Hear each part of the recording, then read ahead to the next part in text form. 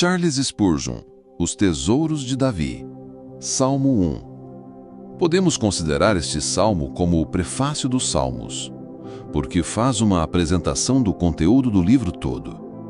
O salmista deseja nos ensinar o caminho para a bem-aventurança e nos avisar da destruição certa dos pecadores.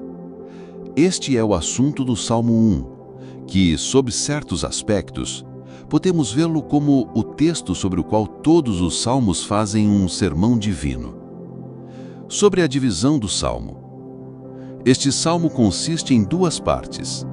Na primeira parte, do versículo 1 ao versículo 3, Davi delimita em que consiste a felicidade e bem-aventurança dos justos, quais são os seus procedimentos e quais as bênçãos que ele receberá do Senhor. Na segunda parte, do versículo 4 ao versículo 6, ele contrasta o estado e o caráter dos ímpios, revela o futuro e, em linguagem impressionante, descreve o seu destino final. Exposição do texto. Verso 1. Bem-aventurado o varão que não anda segundo o conselho dos ímpios, nem se detém no caminho dos pecadores, nem se assenta na roda dos escarnecedores. Verso 2. Antes tem o seu prazer na lei do Senhor, e na sua lei medita de dia e de noite. Já no primeiro verso, bem-aventurado. Veja como o livro dos Salmos inicia com uma bênção, exatamente como ocorre no famoso Sermão do Monte proferido pelo nosso Senhor. A palavra hebraica, traduzida por bem-aventurado, é muito expressiva. A palavra original está no plural, e é ponto de debate se é um adjetivo ou um substantivo. Por conseguinte, é certa a multiplicidade de bênçãos que repousará sobre o homem a quem Deus justificou, e a perfeição e grandeza da bem-aventurança que ele desfrutará. Poderíamos traduzir a palavra assim: ó bem-aventuranças, e considerá-la como faz Henry Ainsworth, a aclamação alegre da felicidade do justo. Que tais bênçãos venham sobre nós. O justo é descrito negativamente e positivamente no verso 1 e 2.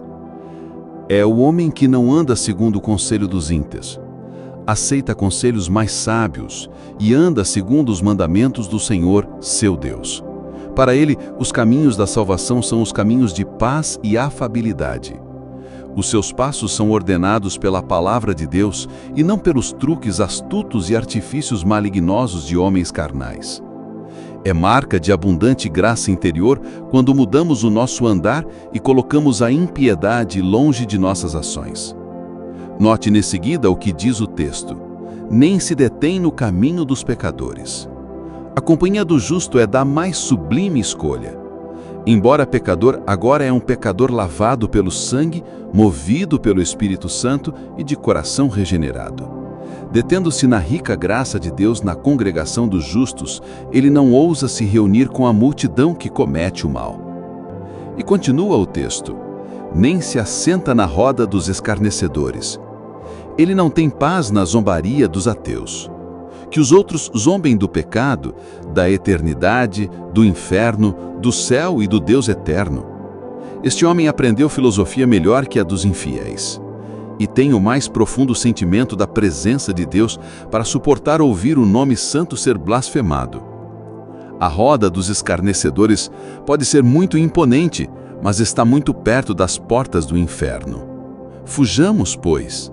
Em breve essa roda estará vazia, e a destruição engolirá o homem que se assentar nela. Observe a gradação no versículo 1. Ele não anda segundo o conselho dos ímpios, nem se detém no caminho dos pecadores, nem se assenta na roda dos escarnecedores. Quando os homens vivem em pecado, eles vão de mal para pior. No princípio, meramente andam segundo o conselho dos descuidados e ímpios que se esquecem de Deus. O mal é mais prático que habitual. Mas depois eles se acostumam ao mal e se detêm no caminho dos descarados pecadores que deliberadamente violam os mandamentos de Deus. Se deixados a seu bel prazer, eles vão mais longe e se tornam mestres e tentadores perniciosos de outros, sendo observados por outros como mestres de Belial. Mas o bem-aventurado, o homem a quem pertencem todas as bênçãos de Deus, não pode manter comunhão com pessoas desse tipo. Ele se mantém puro desses leprosos. Retira de si as coisas más como roupas manchadas pela carne. Sai do meio dos ímpios e vai para fora do acampamento, suportando o escárnio ligado ao nome de Cristo. Que pela graça estejamos assim separados dos pecadores. Verso 2. Agora observe o caráter positivo do bem-aventurado. Antes, tem o seu prazer na lei do Senhor. Ele não está sobre a lei como maldição e condenação, mas está nela, e tem prazer de estar nela como regra de vida. Além disso, tem prazer em meditar na lei, lendo-a de dia e pensando nela de noite. E na sua lei medita de dia e de noite. Escolhe um texto e o leva consigo o dia todo. Nas vigílias da noite, quando o sono lhe abandona as pálpebras, ele se afunda na meditação da palavra de Deus. No dia da prosperidade, canta salmos da palavra de Deus, e na noite da aflição consola-se com as promessas do mesmo livro. A lei do Senhor é o pão diário do verdadeiro crente. E como era pequeno o volume da inspiração nos dias de Davi, porque não havia outra coisa senão os primeiros 5 livros de Moisés. Quanto mais então devemos preciar todo o escrito da palavra, que é o privilégio de cada um ter em casa. Mas a felicidade é como maltratado este anjo do céu. Não somos absolutamente pesquisadores bereanos das Escrituras. Como são poucos entre nós os que podem reivindicar as bênçãos do texto. Talvez alguns possam reivindicar, de certa forma, a pureza negativa, porque vocês não andam no caminho dos pecadores.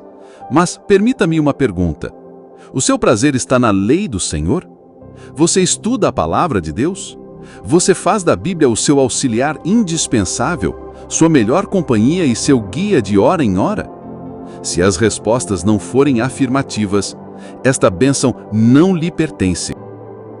Verso 3.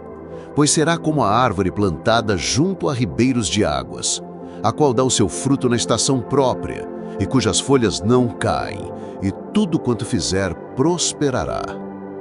Observe, pois será como a árvore plantada, não como a árvore silvestre, mas como a árvore plantada, escolhida, considerada como propriedade, cultivada e preservada do terrível e cabal desarraigamento, visto que toda planta que meu Pai Celestial não plantou será arrancada, conforme Mateus 15:13.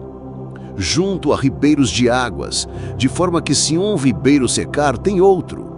O rio do perdão, o rio da graça, o rio da promessa e o rio da comunhão com Cristo são fontes de provisão que jamais secam. Como a árvore plantada junto a ribeiros de águas, o homem bem-aventurado dá o seu fruto na estação própria. Não são graças fora de época, como os figos extemporâneos que nunca são totalmente saborosos. Mas o homem que tem prazer na palavra de Deus, sendo ensinado por ela, dá o fruto da paciência nos tempos do sofrimento, fé nos dias da provação e alegria santa nas épocas da prosperidade. A frutificação é uma qualidade essencial do homem cheio de graça, e tal frutificação ocorre na estação própria, cujas folhas não caem. A sua palavra imarcessível será eterna.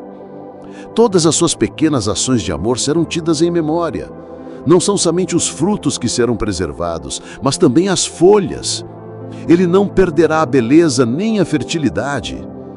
E tudo quanto fizer prosperará. Bem-aventurado é o homem que tem uma promessa como esta. Mas jamais calculemos o cumprimento de uma promessa por nossa própria percepção. Quantas vezes, meus irmãos, avaliando pelos sentidos fracos, chegamos à triste conclusão de Jacó. Em Gênesis 42:36, todas estas coisas vieram sobre mim. Pois embora estejamos interessados na promessa, estamos tão atribulados e preocupados que a visão vê o inverso exato do que a promessa prediz. Mas para os olhos da fé, esta palavra é certa, e por ela percebemos que o nosso trabalho prospera mesmo quando tudo parece estar contra nós. Não se trata de prosperidade externa que os cristãos mais desejam e valorizam. É a prosperidade da alma que ansiamos. Como o rei Josafá, em 1 Reis 22, fazemos navios para ir a Tarsis, trazer ouro, mas eles se quebram em Ezion-Geber. Mas mesmo aqui há verdadeira prosperidade, pois é para a saúde da alma que somos pobres, enlutados e perseguidos. As nossas piores coisas são muitas vezes as nossas melhores coisas. Como há uma maldição envolta nas misericórdias dos ímpios, assim há uma bênção escondida nas cruzes, perdas e tristezas dos justos. A aprovação dos santos é a administração divina pela qual eles crescem e dão frutos abundantes. Verso 4. Não são assim os ímpios, mas são como a moinha que o vento espalha.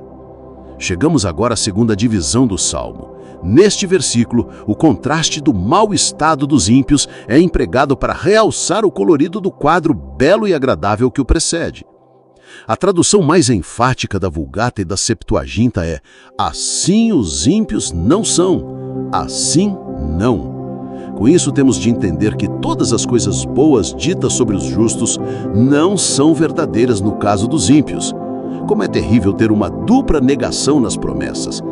No entanto, esta é a real situação dos ímpios. Note o uso do termo ímpios, pois como vimos na introdução do Salmo, estes são os iniciantes no mal e são os menos ofensivos dos pecadores. Se este é o estado triste daqueles que silenciosamente continuam na sua moralidade e negligenciam seu Deus, qual deve ser a situação dos descarados pecadores e insolentes descrentes? A primeira frase é uma descrição negativa dos ímpios e a segunda é o quadro positivo. Este é o caráter deles. São como a palha, intrinsecamente inúteis, mortos, inservíveis, sem substância e facilmente levados pelas circunstâncias. Isso também os caracteriza o destino que o vento espalha. A morte os impele com a sua terrível rajada ao fogo no qual serão totalmente consumidos. Verso 5. Pelo que os ímpios não subsistirão no juízo, nem os pecadores na congregação dos justos. Estarão lá para serem julgados, mas não para serem absolvidos. Ali o medo virá sobre eles. Não ficarão firmes, fugirão.